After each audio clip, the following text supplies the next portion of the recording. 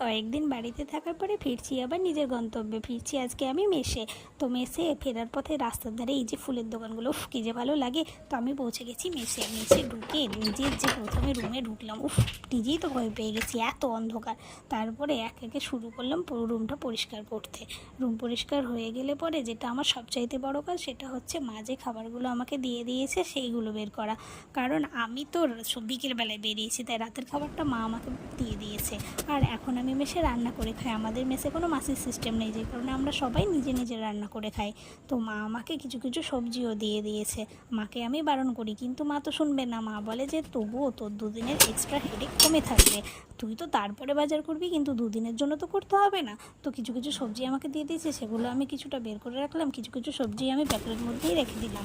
এখন আমি যে বাকি রুমটা আছে, বাড়িতে যে বইগুলো নিয়ে গেছিলাম সেগুলো সব বেডের মধ্যে ফেলে রেখেছি, সেগুলো সব ক্লিন করি।